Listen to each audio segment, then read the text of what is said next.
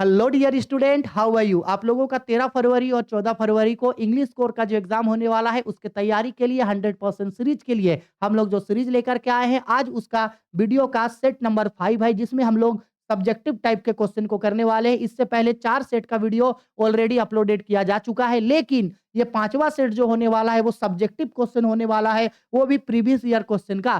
Previous year question paper मतलब ये जेक board की तरफ से 2024 में जो एग्जाम हुआ था उसका क्वेश्चन को हम करवाने वाले हैं। क्योंकि देखो, जेक बोर्ड के लिए आपको पागलों की तरह खासकर इंग्लिश में कुछ भी पढ़ने का जरूरत नहीं है। हम जो आप लोगों को करवा रहे हैं मॉडल पेपर, टेस्ट सीरीज, आपका ये सेट्स करवा रहे हैं, मैराथन क्लासेस लेकर के आए हैं, आपको 100 एमसीक्यूज दिए हैं। इतना अगर आप कर लेते हो, मेरे साथ साथ आप अगर पढ़ते हो, तो इंग्लिश में आपका 100 में 100% मार्क्स आपका तैयारी हो जाएगा और एग्जाम में जाकर के एकदम गर्दा मचा दोगे। और मेरे ऊपर बिलीव करो, कोई भी ऐसा स्टूडेंट जो जेक बोर्ड के स्टूडेंट है और अभी तक उन्होंने कुछ नहीं पढ़ा है, एक बार हमको ज्वाइन करो, एक बार हमारे साथ साथ अपनी जर्नी को करो। हम हैं आप लोगों का तैयारी कराने के लिए, बहुत शानदार नंबर आप लोगों का आएगा। ठीक है, तो हम लोग आज करने वाले हैं सब्जेक्टिव क्वेश्चन में जेक बोर्ड का पीवाईक्यूज, वो भी 2024 का, क्योंकि JAC board previous year question paper कई बार रिपीट करता है और कई सारे क्वेश्चन आपको पीवाई से देखने को जरूर मिलेगा। ठीक है, चलो अब स्टार्ट करते हैं। तो देखो, ये है हम लोगों का 2024 में पूछा गया क्वेश्चन। हम साइड हट रहे हैं, इसका स्क्रीनशॉट आप लोग ले लोगे। ठीक है, हो गया। अब समझो, क्वेश्चन में बोला गया है is Saheb happy to working at tea stall, explain. ये जो स्टोरी है हम लोगों का द लोस्ट स्प्रिंग का कहानी है, लोस्ट स्प्रिंग का है, और बोल रहा है वो जो साहेब था, क्या वो चाय के टपरी में यानी चाय के स्टॉल में काम करके खुश था? तो हम आपको स्टोरी में भी कराए थे और ये क्वेश्चन हम स्पेशली आप लोगों को करवाए थे। नहीं भाई, वो जो साहेब था वो टी स्टॉल में काम करके खुश नहीं था। क्यों खुश नहीं था?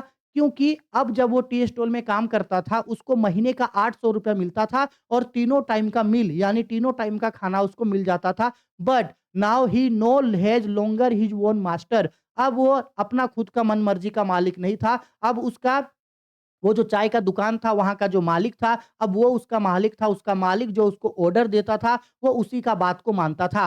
साथ ही साथ वो अपने साथ जब वो कूड़े-कचरा को चुना करता था, तो अपने साथ जो वो झोला लेकर के, बैग लेकर के चलता था, उससे कई ज़्यादा भारी लगता है उसको वो चाय का केतली, चाय का कैनिस्टर जो अभी वो पकड़ता है। उसके चेहरे में एक अलग चमक, एक अलग रौनक हुआ करता था जब वो कूड़ा-कचरा चुना करता था। लेकिन आज जब वो टी स्टॉल में काम करता है तो अपना आज़ादी, अपना फ्रीडम वो खो दिया है, इसलिए वो चाय के दुकान में काम करके खुश नहीं था। साथ ही साथ वो स्कूल जाना चाहता था, वो वहाँ भी नहीं जा पाया, इसीलिए वो जो है वो चाय के टपरी में काम करके खुश बिल्कुल भी नहीं था। ठीक है? सेम इसी चीज़ को हम स्टोरी में सुनाए थे, सेम यही चीज़ हम क्वेश्चन में लिखवाए थे, सेम यही चीज़ देखो पूछा गया है। तो बस लिखना है, no, Saheb is not happy working at tea stall, he is no longer his own master. Saheb चाय के टपरी में काम करके खुश नहीं था क्योंकि वो अपना खुद का मालिक अब नहीं था। His face has lost carefree look. बचपन में जब वो कूड़ा कचरा चुना करता था तो उसके चेहरे पे एक अलग ही चमक था, कोई टेंशन नहीं, एक अलग ही चमक था, लेकिन अब वैसा कुछ भी नहीं है। The steel canister, steel canister मतलब होता है स्टील का केटली, स्टील स्टील का केटली।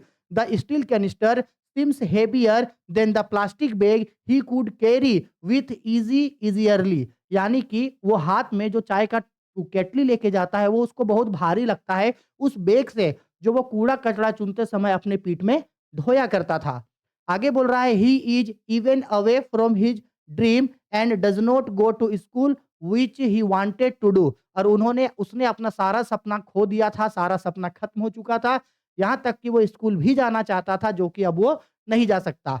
Even through even through the job at the tea stall pays him 800 rupee and all his meals but he lost his freedom। हालांकि उसको वहां काम करते हुए एक महीने का 800 रुपया मिलता है, लेकिन और 800 के साथ साथ 3 दिन समय का खाना भी मिलता है, लेकिन फिर भी वो उस चाय के पटरी में काम करके खुश नहीं था क्योंकि वो अपना आजादी खो दिया था।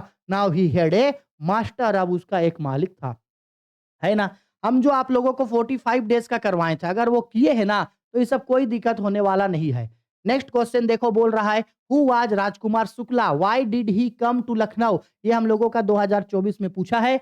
बोल रहा है कि राजकुमार शुक्ला कौन था और वो लखनऊ क्यों गया था। तो राजकुमार शुक्ला चंपारण डिस्ट्रिक्ट का पुअर शेयर क्रॉपर्स था। आम शेयर क्रॉपर की तरह ही, आम फार्मर की तरह, आम पीजेंट की तरह उन लोगों को ज़बरदस्ती जो ब्रिटिश सरकार के द्वारा इंडिगो का खेती कराया जाता था, उससे वो लोग बहुत ज़्यादा परेशान हो गया था। तो इस परेशानी को बताने के लिए, अपने प्रॉब्लम को सुनाने के लिए लखनऊ वो महात्मा गांधी जी के पास गए थे। लखनऊ में उस समय इंडियन नेशनल कांग्रेस का कन्वेंशन हो रहा था 1916 को 1916 को, जिसमें 2301 डेलीगेट्स आए थे। वहीं पे राजकुमार शुक्ला उनसे जाकर के मिले थे और बोले थे कि सर जी आप प्लीज चलिए, हम लोग के यहाँ इतना-इतना प्रॉब्लम है, आप ही हम लोगों को इस प्रॉब्लम से बता सकते हैं। और महात्मा गांधी बोले कि ठीक है, हम यहाँ से 2-3 जगह और सेमिनार करने जाएँगे, इसके बाद तुम्हारे साथ जाएँगे, तुम वहाँ मिलो। तो राजकुमार शुक्ला उसके पीछे हर जगह जाते रहे और फाइनली महात्मा गांधी जी को लेकर के वो चंपारण गए और उसी जगह से महात्मा गांधी जी का लाइफ में एक टर्निंग पॉइंट आया और महात्मा गांधी एक बड़े लीडर के रूप में बन करके सामने आए। और राजकुमार शुक्ला जब तक महात्मा गांधी जी को चंपारण लेके नहीं आए, तब तक वो महात्मा गांधी जी का पीछा नहीं छोड़े। इसलिए राजकुमार शुक्ला को रिज़ोल्यूट के नाम से बोला जाता है कि Rajkumar Shukla describe as being रिज़ोल्यूट। आया समझ में? चलो, तो देखो अब इसका हम लोग आंसर करते हैं। देखो, आंसर में क्या लिखे हैं यहाँ पे? ओह बाप रे बाप! क्या हो गया ये? 1 सेकंड देना, हाँ। देखो आंसर में यहाँ पे हम लोग क्या लिख रहे हैं? हुँ, आंसर में लिख रहे हैं Rajkumar Shukla was a poor पीज़ेंट, एक गरीब किसान था। पीज़ेंट मतलब होता है किसान, हाँ।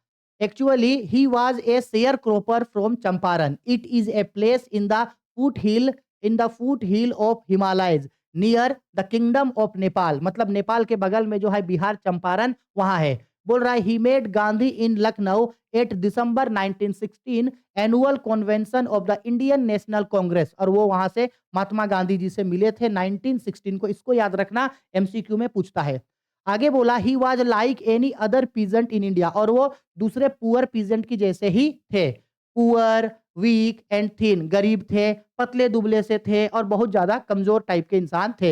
ही had come to the Congress session to complain about the injustice of the landlord system in Bihar, और वो वहां महात्मा गांधी जी से आकर के मिले और वो उनको चंपारण में जो इनजस्टिस हो रहा है, मतलब अन्याय हो रहा है उन लोगों के साथ, उसके बारे में महात्मा गांधी जी को बताने के लिए आए थे। In Champaran most of the labour land was owned by English landlord, यहाँ तक कि जितने भी चंपारण के जो खेती योग्य भूमि है वो ब्रिटिश गवर्नमेंट के द्वारा जबरदस्ती हथिया लिया गया है। They force to Indian sharecroppers to grow indigo on the land, और वो जबरदस्ती भारतीय किसानों से उन जमीनों पे इंडिगो यानी कि नील का खेती करवाते हैं। somebody had advised him to meet Gandhi. Rajkumar Shukla was described as being resolute, और किसी ने उनको बोला कि आप महात्मा गांधी जी से जाके मिलो, वही आपके प्रॉब्लम को सोल्व कर सकते हैं। इसलिए राजकुमार शुक्ला महात्मा गांधी जी से मिलने लखनऊ आए थे और इसलिए महात्मा गांधी जी को सॉरी, राजकुमार शुक्ला को एक रेज़ोल्यूट के रूप में बोला गया है। ठीक है? एक और क्वेश्चन, ठीक है? चलो देखो, नेक्स्ट क्वेश्चन क्या बोल रहा है? Where is the poetess going and what does she think of the mother, यानी कि ये basically my mother at 66 Kamala Das के बारे में ये बोला जा रहा है कि कमला दास जो है वो कहाँ जा रही थी और कमला दास अपने माँ को देख कर के क्या सोच रही थी। तो हमको पता है ना, मई मदर एट 66 में कमला दास अपनी माँ के साथ कोच्चिन एयरपोर्ट जा रही है और उनकी माँ उनके साथ कार में उनके बगल में बैठी है और उनकी माँ चूंकि काफी ज्यादा बूढ़ी हो चुकी है, तो अब जो है कमला दास अपनी माँ को देख के सोचती है कि शायद अब हम माँ को दोबारा ना देख पाए, शायद हम माँ को खो दे। और कमला दास का बचपन को वो जो ले एक अंदर में जो बचपन का डर था कि जब हम बड़े हो जाएंगे शायद मेरी माँ डेथ कर जाएगी, शायद मेरी माँ मेरे साथ नहीं रहेगी, तो वही बचपन का उसका डर जो है उसको दोबारा फिर से परेशान करता है। वो यही सब चीज सोच रही थी। ठीक बोला है, the poetess Kamala Das was driving from her parents home to the Cochin airport last Friday morning. The poet's mother had come to see her off, यानी वो उनको सी ऑफ करने के लिए आई थी। She was sitting beside her, और वो पोएट की माँ उनकी बगल में बैठी थी। Her mother was 66 years old. She was dosing with the open mouth, और वो कार में थोड़ा सा सोई हुई थी और उसका मुंह ऐसे खुला हुआ था। The words driving and dose provide a contrast between image and dynamic activity and aesthetics passivity respectively. इसको अगर आप इस सेंटेंस को छोड़ देना है छोड़ दो। Kamala Das sing that she will lose her mother and she cannot do anything at the age of 66। Kamala Das जब अपनी माँ को देखती है तो देख के काफ़ी सैड हो जाती है, उसको लगता है कि शायद हम दोबारा अब माँ को ना देख पाएँ। ठीक है? नेक्स्ट क्वेश्चन देखिए, नेक्स्ट क्वेश्चन में यहाँ पे बोला जा रहा है what does Maharaja want to marry and to whom? यानी जो महाराजा है यानी ये द टाइगर किंग स्टोरी का पार्ट है, वो जो महाराजा हैं, वो शादी करने के लिए एग्री क्यों हुए और उसने किस लड़की से शादी किया? शादी करने के लिए राज़ी क्यों हुए और किस लड़की से शादी किया? तो हम सबको पता है ना जो महाराजा जो हैं, उन्होंने अब तक अपने पूरे पूरे अपने किंगडम में लगभग उन्होंने 70 शेर को मार दिया था और उनके पूरे जंगल से 70 का 70 शेर खत्म हो गया था। अब चूँकि उसको 100 टाइगर का हंटिंग करना है क्योंकि वो जो एस्ट्रोलॉजर था कि 100 टाइगर तुमको मारेगा, वो जो प्रिडिक्शन किया था, उस प्रिडिक्शन को इनको रॉन्ग करना था। तो अब ये दीवान को लाके बोलता है, "क्या तुम भूल गया कि हम लोग का जंगल में सारा का सारा शेर खत्म हो गया? क्या तुम भूल गया कि हमको 100 टाइगर को मारना है? तुम टाइगर लाएगा या तुम्हीं को हम मार दें इस बंदूक से?" तो दीवान डर जाता है। तो उस समय राजा बोलता है कि तुम एक काम करो, एक लिस्ट बनाओ, डाटा बनाओ और पता करो कि हमारे आस-पास के राज्य में किस राजा के जंगल में सबसे ज़्यादा शेर है। जिस जंगल में सबसे ज़्यादा शेर होगा वहाँ की राजकुमारी से हम शादी करेंगे। और ये शादी कर लेता है और शादी करके जब वो जाता है तो हमेशा अपने ससुर के ससुराल में जा कर के टाइगर को कुछ ना कुछ वो मार देता था। तो राजा इसलिए शादी करने के लिए एग्री हुआ ताकि वो अपने 100 शेर को कंप्लीट कर सके और उस लड़की से वो शादी किया जिसके राज्य में सबसे ज़्यादा टाइगर था। ठीक है? देखो सेम यही चीज़ हम यहाँ पे लिखे हैं। हम जो स्टोरी में पढ़ाए हैं, भाई अगर आप उतना किए, हम जो पीडीएफ दिए हैं, हम जो नोट किए हैं उतना आप किए, भाई 1 नंबर तक आपका एग्ज़ाम में नहीं कटने वाला है और ना 1 नंबर आपको वहाँ से बाहर पूछेगा।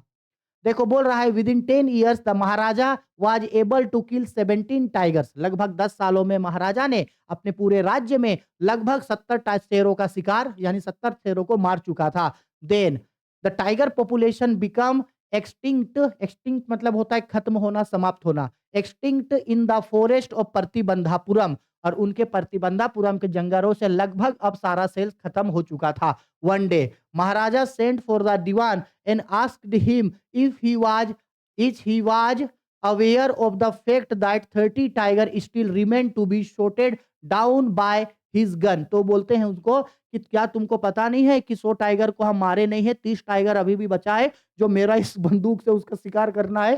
फिर उसके बाद the Maharaja told him that he had decided to get married. अब वो बोलता है राजा कि अब हम शादी करना चाहते हैं। He asked the Dewan to draw up statistics of tigers population in different native state. वो बोलते हैं कि हमारे आसपास के पड़ोसी राज्यों में पता लगाओ कि किसके जंगल में सबसे ज्यादा शेर है। The king decided to marry a princess which had large number of tigers in their jungle. और वो उस लड़की से, उस महारानी से, उस राजकुमारी से वो शादी करने के लिए एग्री होता है जिसके जंगल में सबसे ज्यादा शेर है। Dewan was to investigate if there was a girl she could marry in the loyal family of a state with a large tiger population। और दीवान पता लगाता है, दीवान को पता चलता है कि हाँ ऐसा राज्य है जहां पे बहुत ज्यादा शेर है और वहां एक सुंदर राजकुमारी भी है।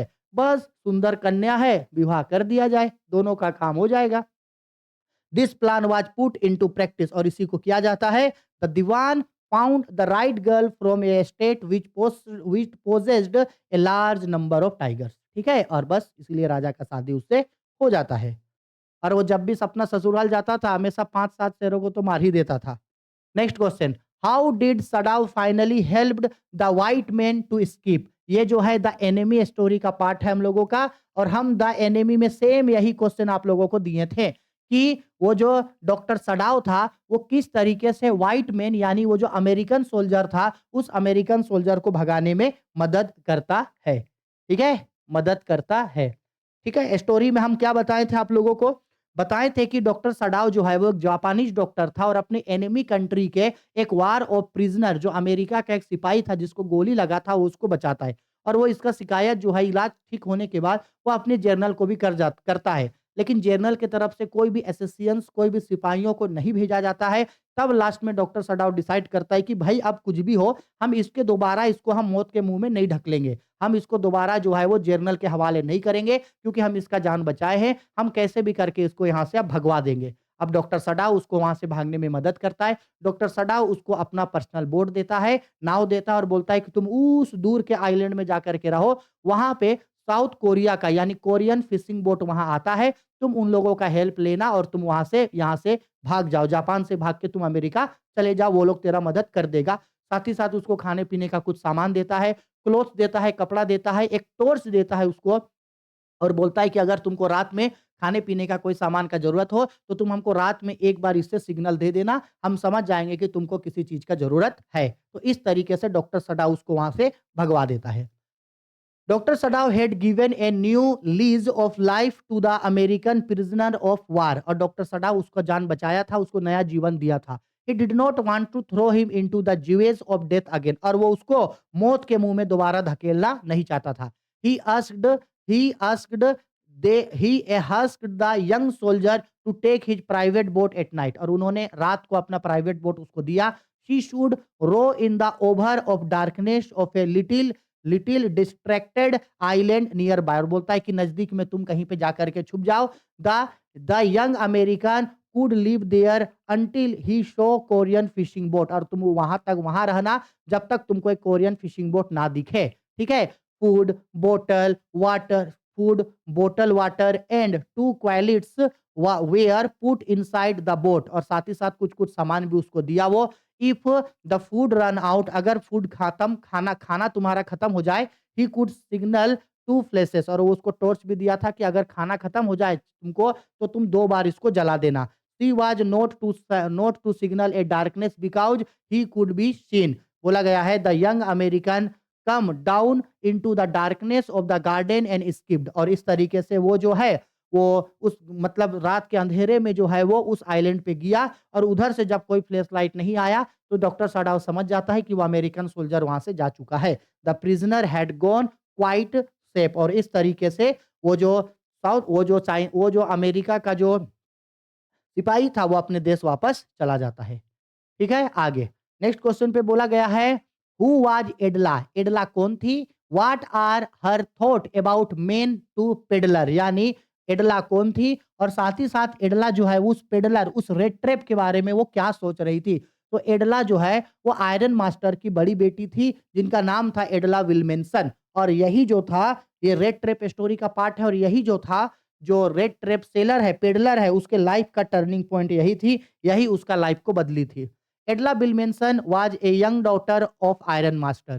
She was a very kind-hearted girl. She loves everyone.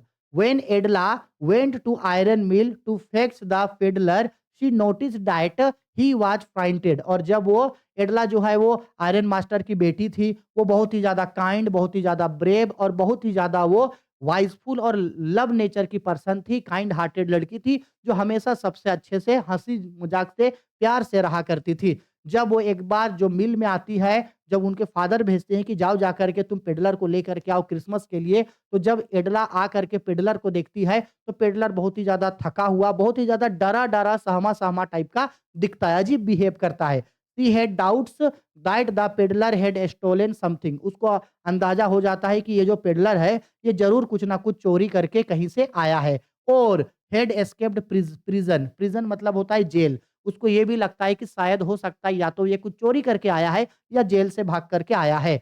His appearance and behavior also left her in doubts whether he was actually an educated man और वो इस तरीके से बिहेव कर रहा था कि कभी-कभी लग रहा था कि शायद ये पढ़ा-लिखा इंसान है और कभी-कभी एकदम अजीब बिहेव कर रहा था। As claimed by her father ठीक है, उनको डाउट था कि फादर इनके बारे में जैसे बोल रहे थे, ये तो वैसे नहीं है। फादर तो इनके बारे में कुछ और बोल रहे थे और एक्चुअल में ये कुछ और है। ठीक है? आया समझ में? चलो आगे। नेक्स्ट क्वेश्चन में बोल रहा है who is mister Malkhani mister Malkhani कौन थे what help does he do to Gandhi और उन्होंने गांधी जी का मदद किस तरीके से किया था। तो मालखानी जो है ये भी इंडिगो स्टोरी का पार्ट है। जो मालखानी है ये वही पर्सन थे जब राजकुमार शुक्ला महात्मा गांधी जी को लेकर के चंपारण आ रहे थे तो चंपारण आने के दौरान महात्मा गांधी जी को वो सब चीज बता रहे थे कि ऐसे ऐसे ये प्रॉब्लम होता है हम लोग के साथ। तो उस स्थिति को जानने के लिए महात्मा गांधी बोलते हैं कि चलो पहले हम लोग प्रोफेसर मालखानी के घर में जाएंगे क्योंकि वो प्रोफेसर थे और उनको बहुत ज्यादा नॉलेज था हर चीज के बारे में। तो वो उनसे पूछने के लिए कि इस मैटर के बारे में पूरा चीज़ बताओ, सच्चाई क्या-क्या है? और वहाँ जाकर के मिलते हैं। मालखानी चूँकि ब्रिटिश गवर्नमेंट का काम भी करते थे, लेकिन फिर भी वो महात्मा गांधी जी को अपने यहाँ 2 दिन रखते हैं और 2 दिन उनका वो सेवा हुआ करते हैं और हर तरीके से महात्मा गांधी जी का मदद वो करते हैं। ठीक है? वही चीज़ बोल रहा है professor Markhani is a wise, wise मतलब होता है बुद्धिमान, wise and knowledgeable old man who is a strong advocate of the right of the Indian farmer. और वो एक बहुत ही प्रख्यात एक वकील थे इंडियन फार्मर के लिए। बोला गया है while going to Champaran with Rajkumar Shukla, Gandhi decided to go to first Muzaffarpur which was en route to Champaran. He wanted to obtain complete information about the condition sharecroppers और वो जानना चाहते थे कि क्या कंडीशन है। Gandhi met with Mr. Malkhani. He offered shelter to Gandhi. There he stayed for 2 days in the home of Professor Malkhani to discuss the condition of Champaran with him. Professor Malkhani gave a serve मतलब होता है सेवा देना, serve to British landlord but also he helped Gandhi और उन्होंने गांधी जी का भी बहुत मदद किया था। आया समझ में? ठीक है? चलो आगे। अब ये देखो एक और क्वेश्चन पूछा गया था जो an elementary school classroom in a slum का था।